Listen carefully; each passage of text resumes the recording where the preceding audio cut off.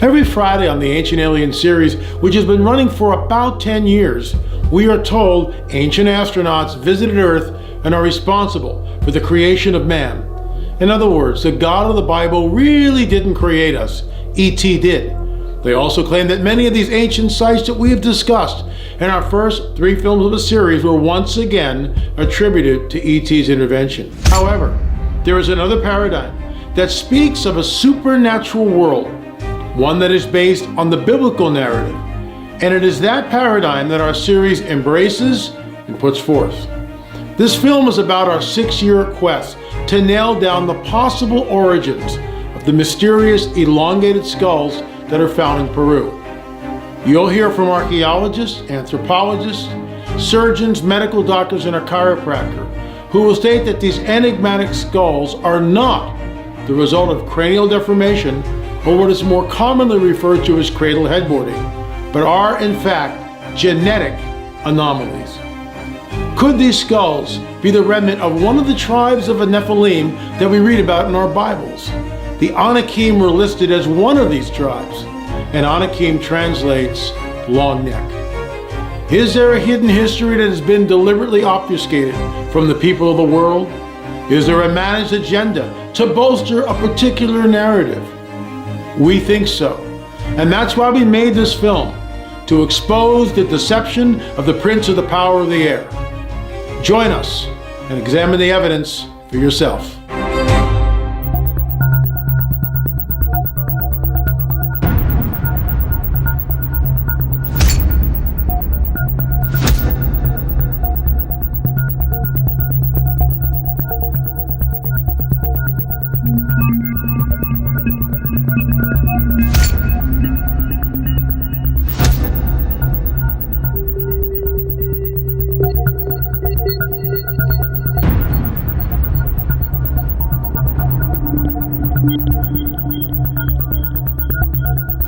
I came to the conclusion that this cannot be a human being. It has to be something else.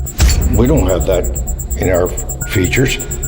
You can't push that back in anatomy. You can't do any kind of head manipulation to do that. And both of these guys have it. This could be a result of a genetic anomaly or genetic manipulation. So this has to be genetic. This is almost like a whole new mutation line. Yes, it's definitely a genetic anomaly. It is about a third, 30% larger. And that's why it has to be genetic. Right. It has to be a genetic difference. You cannot create this with pressures. I think we're looking at a whole different species. Would this particular entity have more brain power than a normal human being? Mm-hmm. And this you cannot make by more cradling the skull. This is definitely something that is genetic. Another genetic anomaly.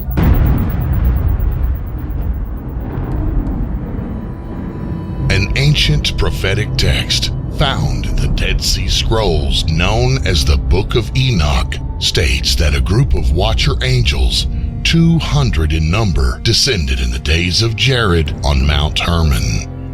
Knowing full well the penalty they would receive for what they were about to do, they made what was essentially a suicide pact and did the unthinkable. They took human wives and had children by them. This unholy union created a hybrid being, part angel, part human, known as the Nephilim. These watcher angels and their unholy offspring populated the earth. The watcher angels also sinned against the animal kingdom, created centaurs, minotaurs, and other abominations known as chimeras. The Nephilim began to eat and drink the flesh and blood of humans, and at this point, the Ancient of Days, the God of the Bible, intervened and flooded the earth. Everything that had breath perished in this great flood, except for 8 people and the animals that they had put on the ark they had been instructed to make. However, These ancient texts tell us that there was another incursion of these watcher angels after the flood, and the hybrid being known as the Nephilim were once again seen on the earth. For it is written that the Nephilim were on the earth and also afterwards, when the angels took wives and had children by them. The Jewish historian Flavius Josephus, who wrote in the 1st century AD, said this: There were, till then, left the race of giants, who had bodies so large and countenances so entirely different from other men, that they were surprising to the sight and terrible to the hearing. The bones of these men are still shown to this very day, unlike to any credible relations of other men. First Nation people in the Americas tell us that a race of red-haired, six-fingered giants who were cannibalistic that inhabited the land and would raid their villages, ripping the heads of the braves and drinking their blood. Large skeletons were exhumed in the Americas, which seemed to point to the validity of the Native American oral tradition. Elongated skulls are found all over the earth. While they are not giants, they may be the vestiges of one of the Nephilim tribes known as the Anakim, which translates as long necks. Join us as we delve into the mysterious elongated skulls of Peru.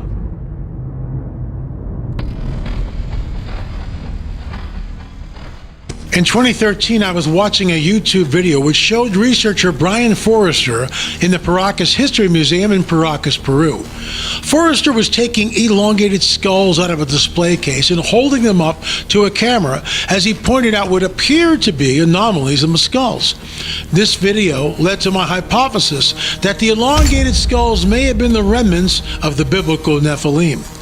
The hypothesis was based on the historical fact that roughly 3,500 years ago, when Joshua and Caleb pressed the conquest of Canaan in the Levant, or the Middle East, there were Nephilim tribes dwelling in the land. These tribes were known as the Rephaim, the Zamzumim, the Anakim, and of course the Nephilim. I wondered whether some of these tribes may have fled the armies of Joshua and perhaps found their way to Peru. I contacted Forrester and he informed me that I was welcome to come down to Paracas and see the skulls for myself. So in 2013, we mounted the first expedition to the Paracas Museum. Richard Shaw filmed the adventure, which became the basis of the award-winning film Watcher 6, The Secret Cosmic War.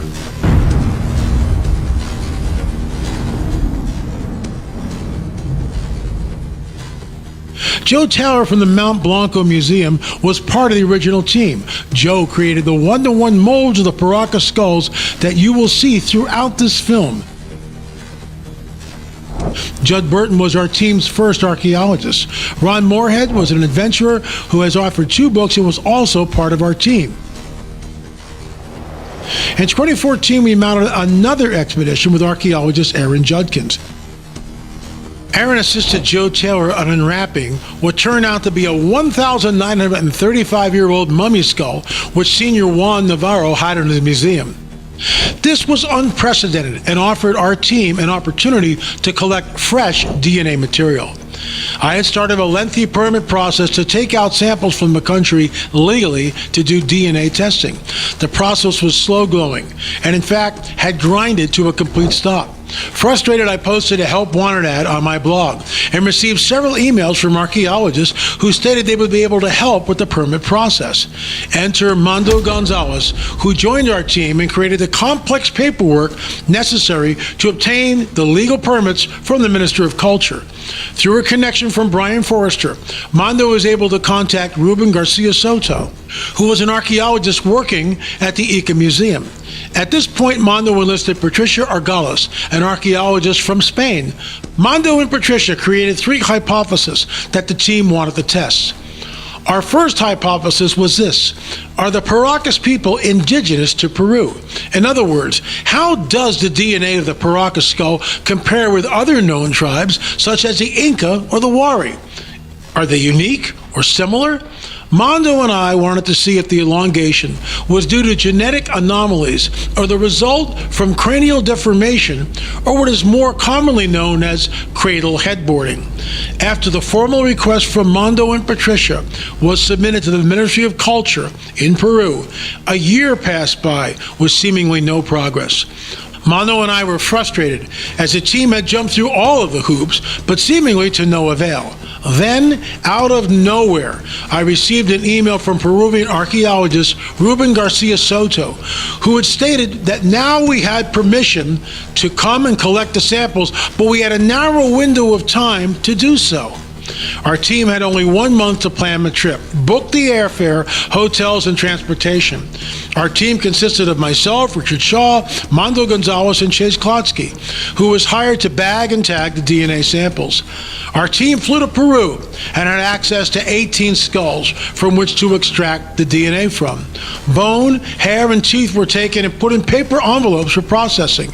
Mondo wanted to do a level of redundancy in the testing, so if the bone would not sequence in the DNA lab, perhaps a tooth or hair would.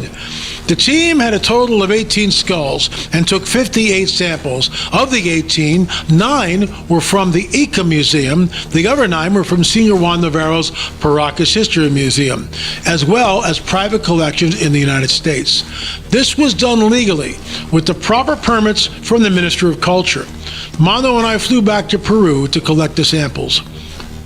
I carried the letters of transit stamped with the official seal, as well as a letter from the Ministry of Culture, and flew back to the United States with the DNA samples. I sent the samples to the Paleo DNA lab in Canada, and the results were incredible and bolstered our team's hypothesis that these mysterious elongated people may have come from somewhere in Europe or the Middle East. The DNA from the Ica Museum, as well as the Paracas History Museum, also pointed to a European and Middle Eastern origin. This film is the aftermath of 6 years of research and hundreds of thousands of dollars. It will set the record straight as to how the DNA was extracted, processed, and interpreted. Moreover, it will show that these skulls are not the result of cradle headboarding, or what is more commonly known as cranial deformation, but are in fact genetic. Finally, we will present the overwhelming evidence that the enigmatic Paracas people did not originate in Peru, but perhaps in the Middle East, and this may in fact rewrite history as we know it.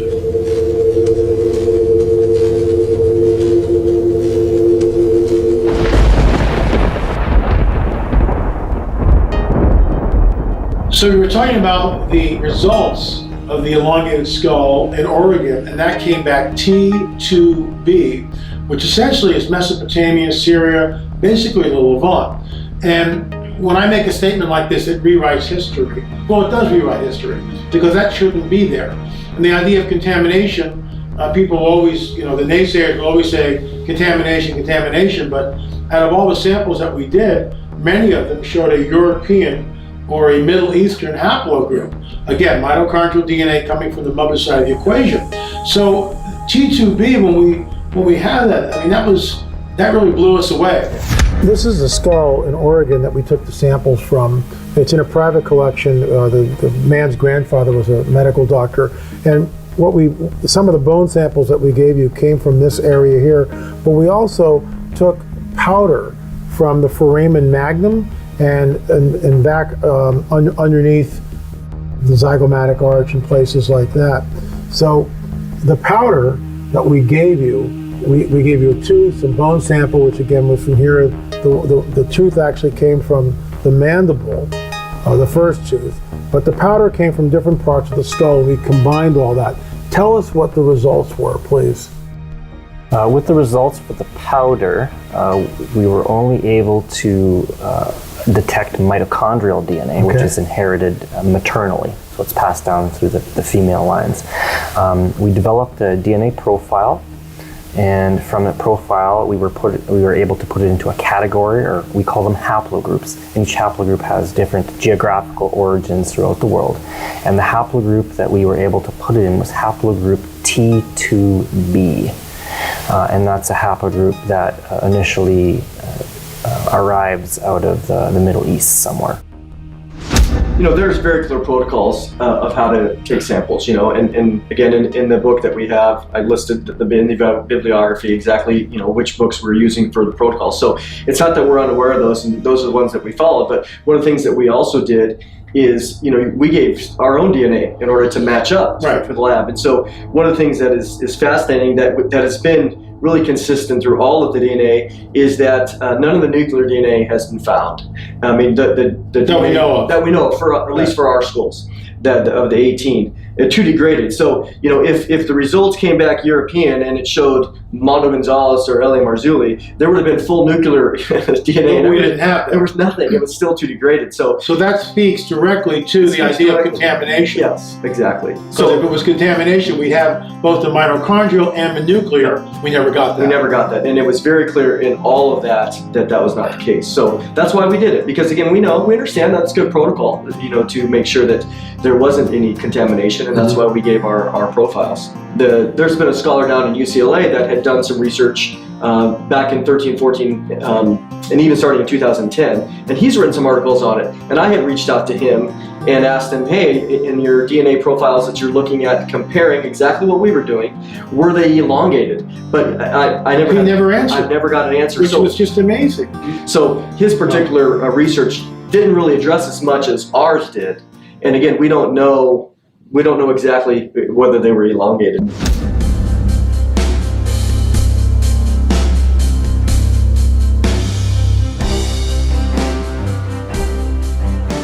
What I find interesting is the baby skull, 1,935 years. We had that carbon dated. So when we got the results back from the baby mummy skull, and remember, this was tested in 2 different labs, 3 different times. So we have 3 tests, and all came back U2E1, all 3 times, 2 different labs, which is Eastern European. That rewrites history, providing there's no contamination. And as you pointed out, we would have the nuclear DNA. Labs are very nervous about rewriting history and being a part of anything that they think is unscientific, and that's fine. And so as we approach these labs, we're very clear, not necessarily to tell them, hey, where this is coming from, just give us the results. In fact, with the baby skull, I went out of my way. Yep. They had no idea what they were testing. And so for us, in looking at the different labs, coming back with the exact same haplogroup, we saw that multiple times in our process, and that's why we use two labs, because obviously the labs have different techniques. I mean, they're similar techniques, but some of different skill levels, different machines, stuff like that. So we wanted to make sure that, well, if this lab wasn't able to, because maybe its equipment wasn't powerful or whatever the process was for them, that we would have a redundancy. 2 labs, U2E, both, especially for the baby skull. And not only that, but we had, again, hair, bone, tissue,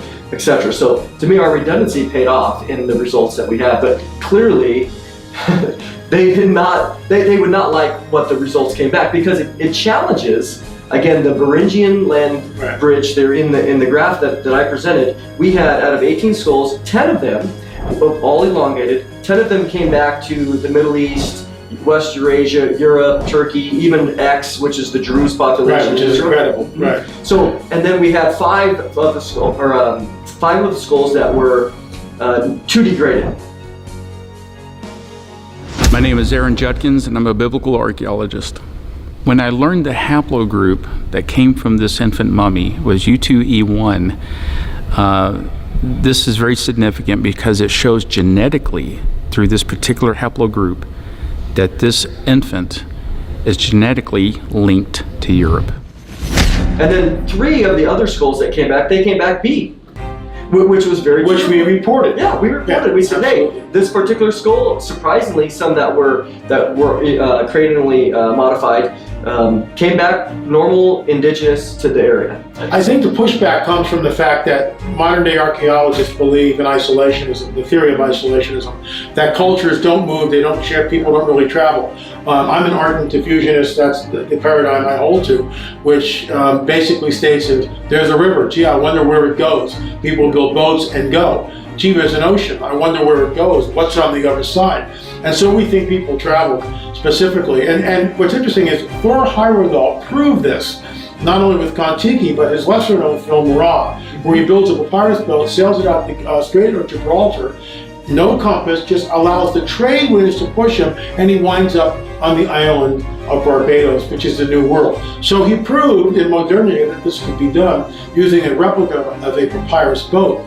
So it's been our hypothesis right from the get-go that perhaps these elongated skulls, these mysterious elongated skulls, these enigmatic skulls, are actually possibly remnants of a Nephilim, one of the Nephilim tribes. And we'll get into that. We're not saying they are.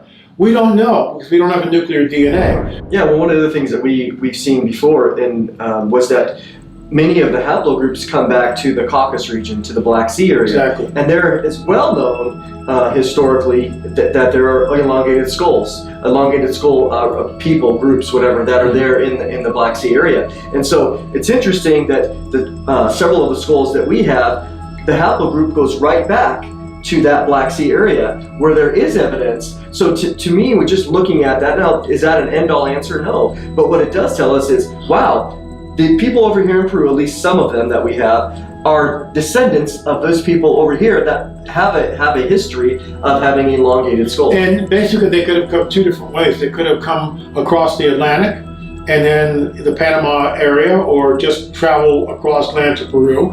One way, they could have come out the Black Sea that way. Well, I'm standing in front of a world map with pictures of ancient sites and actually sea routes. Some of these are hypothetical, some of these actually occurred. Starting over here in the Middle East, the Phoenician coast, about 4,000 years ago, roughly. After that time, the Phoenicians actually set up 50 trading colonies going across the Mediterranean. Heading towards the west, they had a couple of cities in Spain, Carthago, Nova, and a couple others. And then they actually had some settlements in the west coast of Africa, spreading in the westward direction. Some of the Phoenicians may have visited up into this area of northern Europe. It's very, very likely they got up there. And the thought is they had this as a stepping off point, the Iberian Peninsula, and then going west. There's ocean currents, wind currents that would take them across the ocean towards the direction of, the West Indies in this area, I guess Barbados, towards the Caribbean actually, and into either Central, or they could head south into South America possibly, or going into North America, and that's where our site is. And there's about 800 of these sites from eastern Quebec through New England, right into New York, Pennsylvania, and there's actually some other similar works as you head a little bit further west. Rick contacted me a while ago, well over a year, with a theory about the placement of the foramen magnum on the Paracas skull. So what we did is we gave him all the models that we had, and these models, by the way, are 1-to-1, and they're cast by Joe Taylor, Mount Blanco Museum. Again, they're an exact replica of the real thing. This is called the cinnamon skull. It's from a man by the name of Jared Collins, who had access to it. It was also featured on the History Channel, but we knew about the skull well in advance of Ancient Aliens, and they stated that the mitochondrial DNA came from the Middle East or Europe, which to us is Nephilim central, and that really rewrites history. And as you've seen in the rest of this documentary, we have compiled a lot of evidence from all these different Paracas skulls. Rick, show us the skull, tell us why this is important, and tell us about your research with the placement of the foramen magnum. Right. Well, like you said, L.A., over a year ago, I had contacted you guys, and the reason why is I saw a lot of people paying attention to the elongated part of the skull, and that is important. But as an anthropologist, I wanted to look at the base of the skull, because the base of the skull, which is this part right here, the base of the skull would not be altered by anything that happened superior to brow ridge. Okay. So I started looking, and actually what we found were a lot of genetic anomalies that really needed to be addressed. Okay, I see an elongated frontal bone, and it's missing a sagittal suture. Let me stop you there for a second. This frontal plate here, is that normal? No. It's not. I was studying it this morning, and I came to the conclusion that this cannot be a human being. It has to be something else. And they are genetic. These things cannot be moved with head binding or with cradle boarding. These things cannot be changed. one of the things that we notice is that the foramen magnum, which balances your skull on your neck bone, so to speak, is moved completely back from the palate section of the head. It's moved back in some cases, in some of the skulls we looked at, up to 3 inches back toward the occipital. And we spoke to a medical doctor about this, who basically stated on the record that you can't do this. No, that was created in utero. The foramen magnum is formed in utero. So to do later cradle headboarding, that's after birth. The foramen magnum's already set before birth.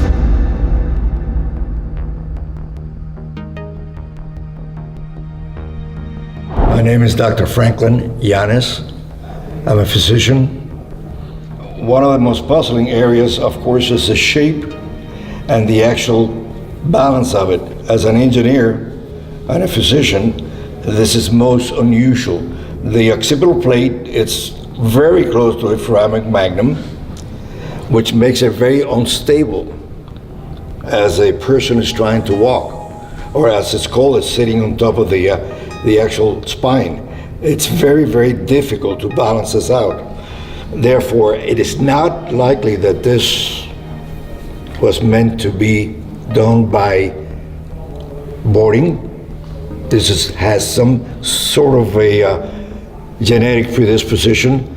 This is very unusual. The actual plate is very thin, close to the foramen magnum, and therefore that's not naturally occurring unless you have a genetic predisposition for it.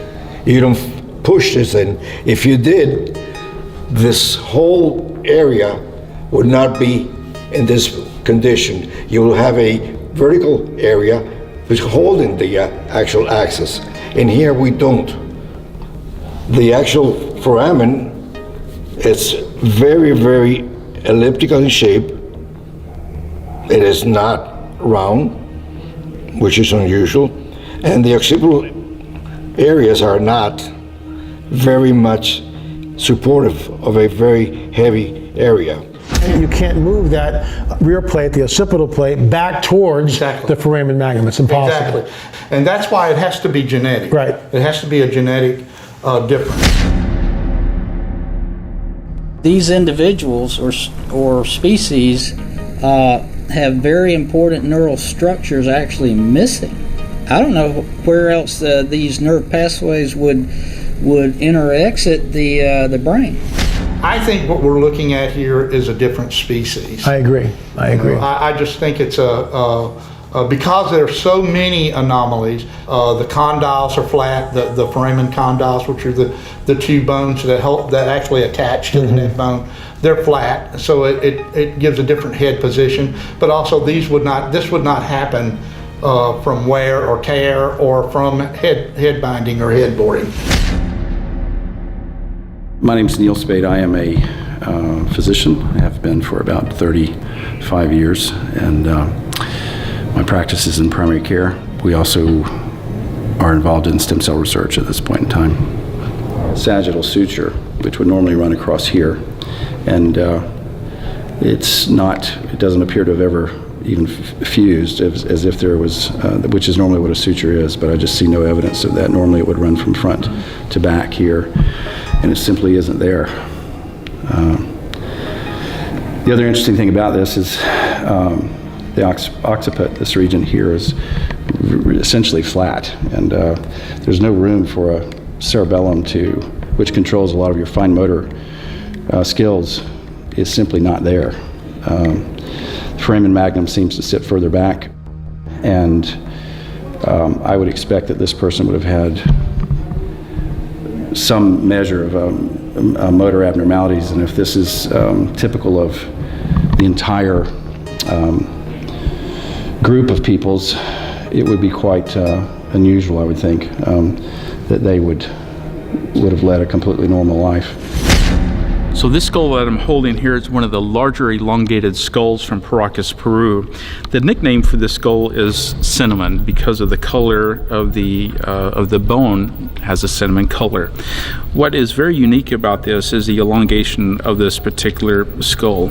If I flip it over, you can see the underneath side of it. This is the back of the occipital. This is the very bottom of the skull, and right here we see the foramen magnum. The foramen magnum is where your skull attaches to your spinal cord. This one sits to the very utmost back part of the skull. Now, this is not normal in normal human anatomy. What you would expect to see is the foramen magnum more centered and not towards the back. Also, this protuberance back here is flattened. So what we're seeing here in this skull on the underneath side is abnormal placement of the foramen magnum and the flattening part of this external protuberance back here that is supposed to be raised. This ridge right here and this ridge and this vertical ridge should be raised, but this is flat. This is not normal. You would not expect to see this in cradle headboarding or cradle head binding. This could be a result of a genetic anomaly or genetic manipulation. So this has to be genetic. So we're seeing a lot of things happen with this skull in an area that can't be modified, that have to be genetic. And so we're looking at a totally different base of the skull from some of the other elongated skulls that we know are headbound or that had cradle boarding. Okay. And also some of the just regular native peoples that would have been there. So we see something totally different.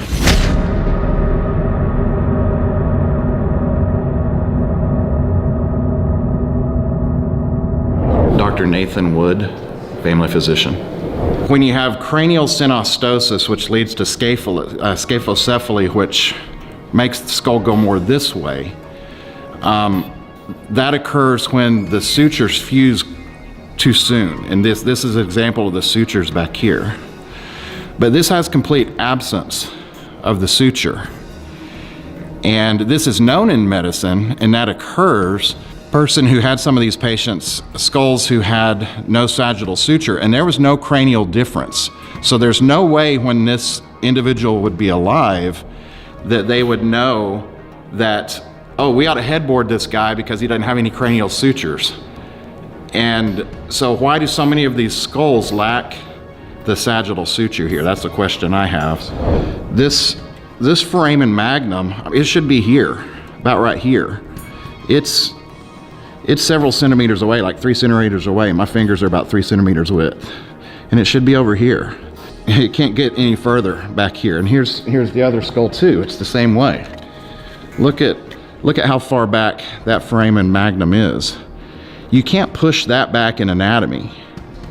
You can't do any kind of head manipulation to do that. And both of these guys have it. And then just look at the vertical nature of the way this skull goes. It goes up like this.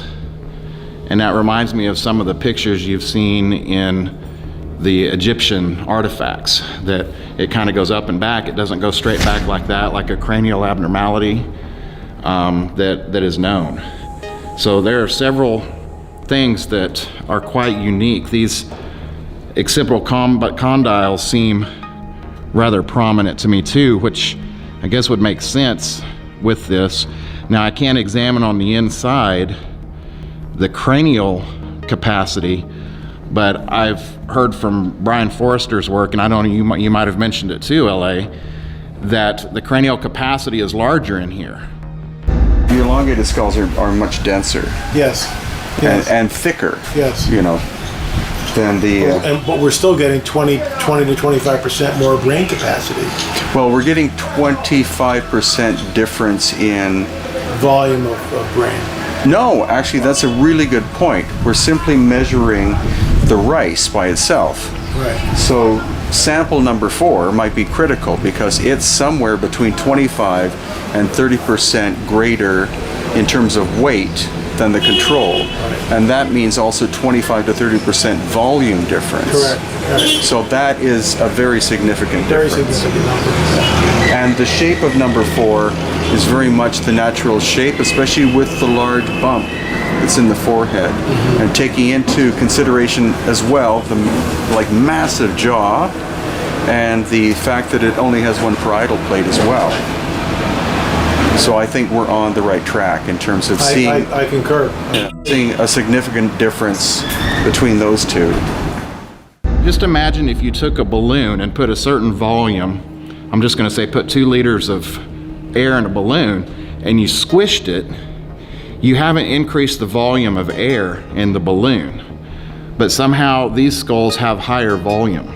You can't do that with any kind of cranial manipulation either. And although I'm not able to examine that with these skulls, that's something that I've heard about with these skulls before. These are genetic anomalies within this particular artifact. The morphology, the structure of the skull is completely different. Not completely, but different than a human being. It's similar, but genetically different. Okay. So when you start looking at that, then if a moth with speckle wings is different from a plain moth and it's a new species, then we've got a new species. I think we're looking at a whole different species because I've been a physician for 30 years and I've seen a lot of bony deformities of the human skeleton, body tissues, what have you.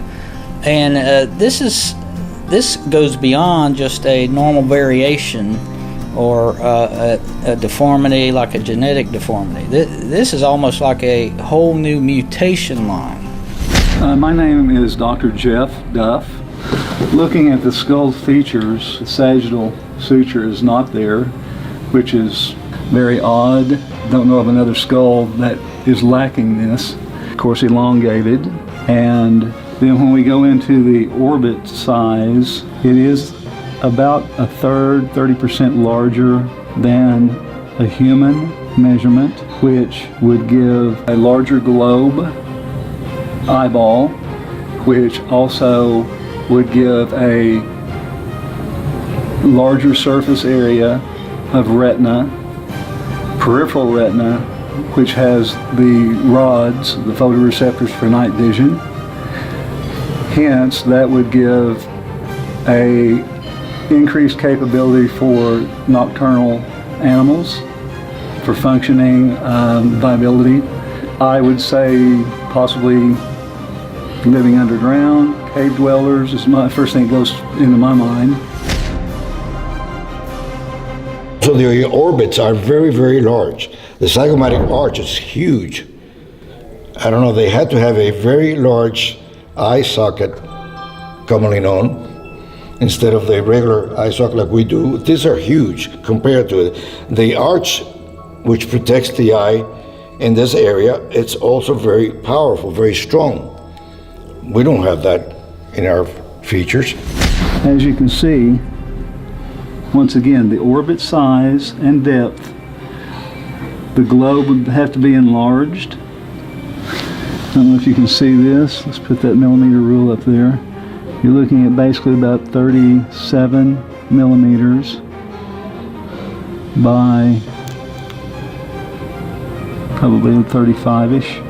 So there is some enlargement of that orbit, and which, like I said, validates that fact, or in my opinion, that I think that we're looking at an entity that lived underground, possibly cave dwellers. For what purpose, we don't know yet, but we're still trying to investigate this. And this you cannot make by bore cradling the skull.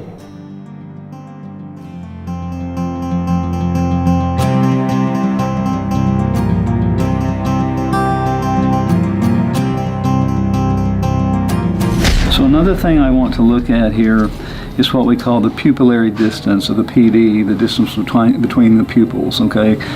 Generally, you're looking at 60 to 62 millimeters, okay, in an adult, a human adult. So we look down at the skull, at the orbits, and with this one, you're going to look at about 60 would be from here, this fingertip to this fingertip. And you can see that that's quite a difference. So looking at that and measuring it center to center, you're looking at about 44, okay? So we have a narrow PD, pupillary distance, which could allow this entity to have increased stereopsis or depth perception, looking at the measurements. And with what I know and what I've seen, it's just a characteristic I think that would come about from a smaller PD, closer set eyes, and another genetic anomaly. I know that a skull like this could be, you can partially modify a skull if you wrap it at birth, but it doesn't appear, I just don't see how the cerebellum would have ever fit in that. And additionally, if because of the way the cervical spine would sit, I would expect this person to be looking down constantly unless their neck were a bit longer and they were able to adjust. If it weren't long, their jaw would be resting on their chest just about, so, and they would be angled more like this, I suspect. Unless there was evidence of unless there was a reasonably long neck, I would expect this person's skull or their jawbone to be almost sitting or oriented this way on their chest, as if it was sitting down like that, because of the angle of the or where the foramen magnum sits. Normally, it's further this way by a number of millimeters, and again, there's no occiput back here. There's no room in the skull for a cerebellum. I'd be quite surprised. It'd be interesting to see what the motor movements of this group is like. And of course, if the mitochondrial DNA holds that it's European/Middle Eastern, again, that proves a huge problem for the paradigm in which the scientific community has been operating under, because according to them, there is no diffusionism, it's isolationism. Oh, exactly. Speak to that. Exactly. Well, some anthropologists would want to say that this is what is called epigenetics, which is localized genetics. But I'm not seeing that here, because we don't see this crop up in other small spots. This is particular to that area, and it's also has those anomalies are seen across the board. So we're not seeing a change in the genetics. We're seeing a total different genetic structure. One of the most elongated Paracas skulls can be found in the museum in Ica, Peru. It is known as the Chongo skull, as this is an area from which the skull is believed to have come from. When LA's team went to the Inca Museum to extract DNA, they were given access to the skull, and they were able to examine it, and specifically the position of the foramen magnum. This is shown here on film for the first time. This thing is massive. It really is. Podemos saber. Oh my God, it's right in the back. Look at that, it's right in the back. Why don't you come over this way? It's like right on the occipital plate. So here we are, and we are now looking at where the foramen magnum, which obviously is right there, and it's directly right next to the occipital plate, which once again, a normal human being, this foramen magnum would be in here somewhere. Mondo, do you agree with that? Yeah, that's exactly what I see. It's interesting too. Maybe we can get another angle. Are you ready, Rick, to change the angle? Yeah, I'm just trying to just kind of like this. Working on the chroma just a little. Because I want to put my finger in here. I want you to see just what the spine would look like based on. Yeah, I mean that's all wrong. You can just see how straight that is and where it would be. Wow. That is so. I think a normal human skull is probably about right there. Yeah, and it's very, very large. And it also makes us wonder about the cranial capacity I mean, this is so large in here that would this particular entity have more brain power than a normal human being? And of course, we don't have answers to that. Wow.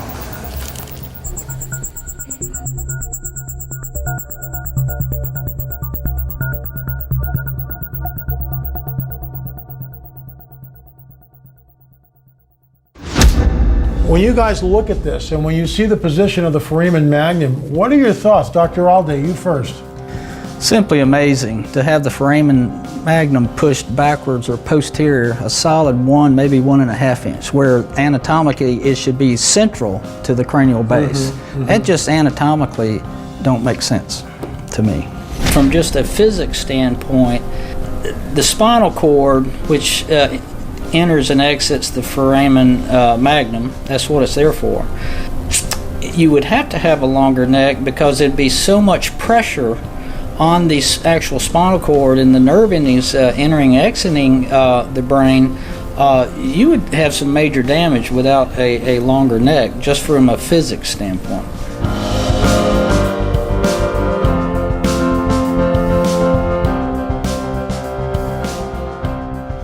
A human skull would sit pretty much like this. Is that a fair assessment? Correct. Show us, in your opinion, what this would have looked like with the condyles. With the condyles being as such, I'll just put my fingers underneath.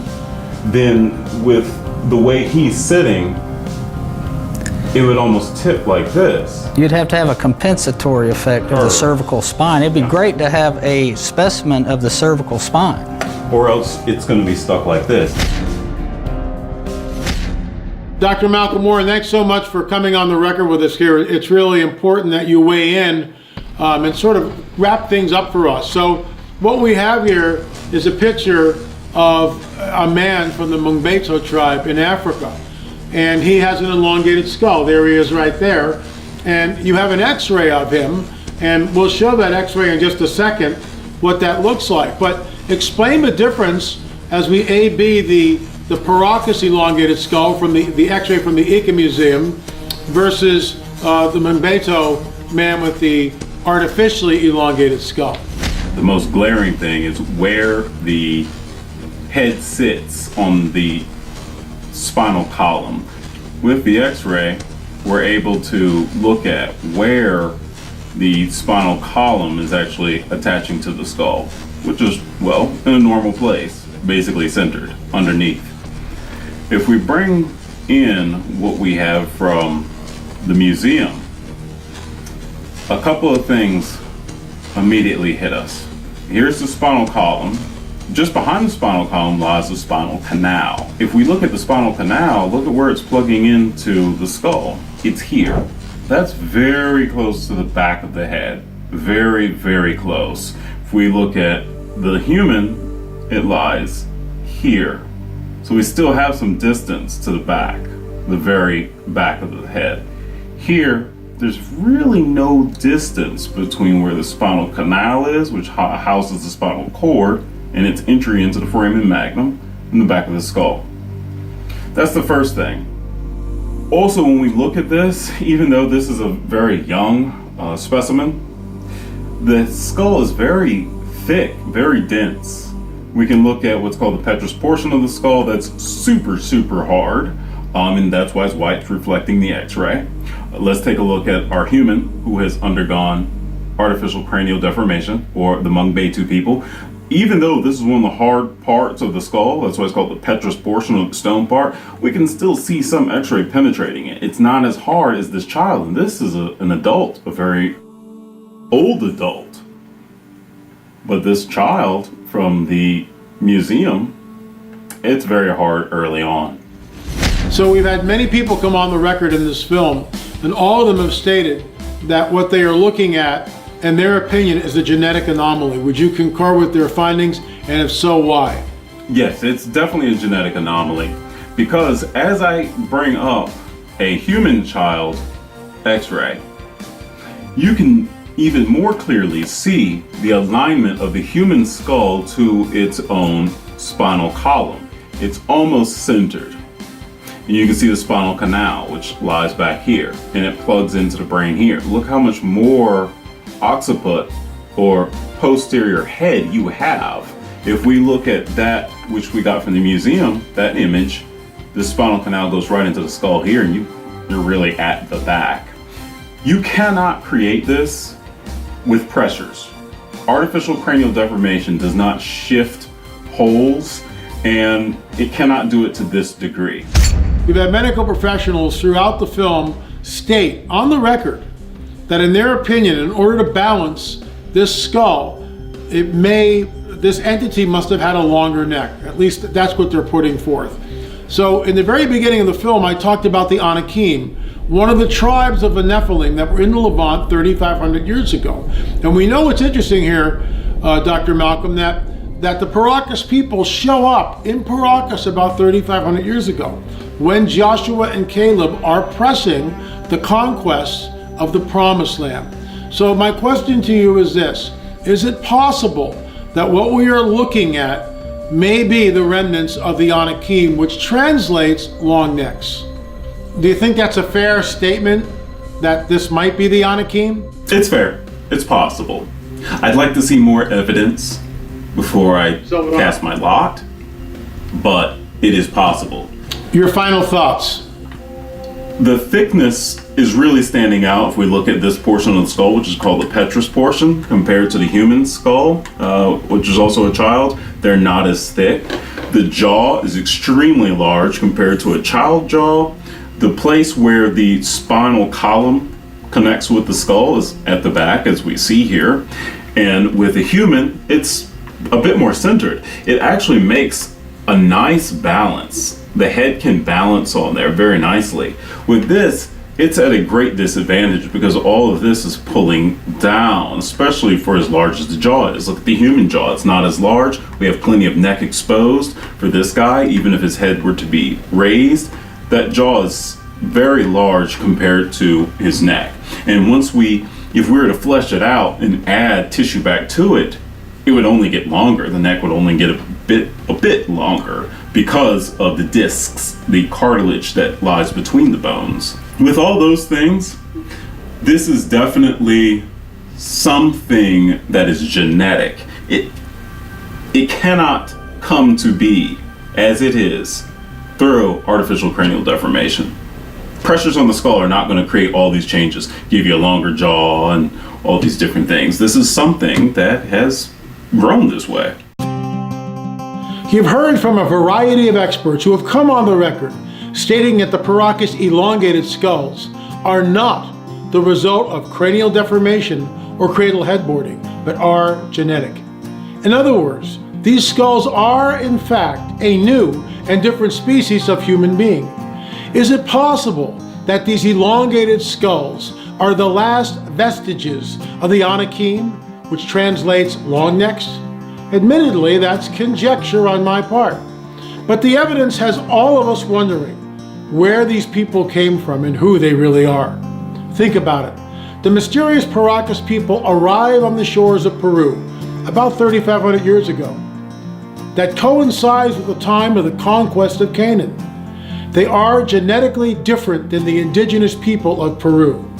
As archaeologist Mondo Gonzalez stated, these people came from the other side of the ocean, which does, in fact, rewrite history as we know it. The DNA results proves it. This is not speculation on our part. Then there are the morphological or structural differences in these skulls, which, as we pointed out, must be genetic. So what does this mean to you and me? Why is this research so important? First, it points back to the validity of a supernatural worldview that we read about in our Bibles.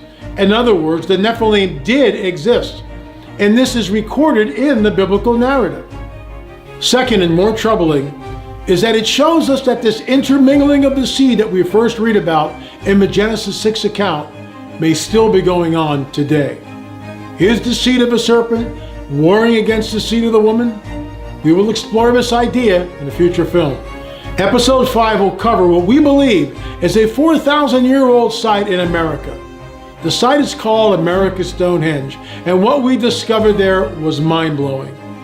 Does this site give us further evidence of the Nephilim reaching the Americas and constructing these megalithic sites? We think so, and that's why we're on the trail.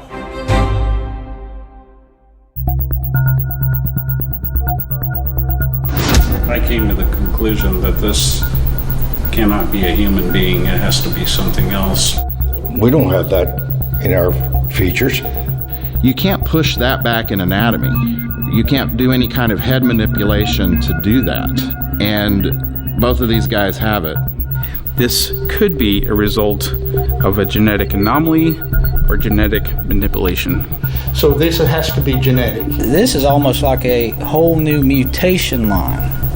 Yes, it's definitely a genetic anomaly. It is about a third, 30% larger. And that's why it has to be genetic. Right. It has to be a genetic difference. You cannot create this with pressures.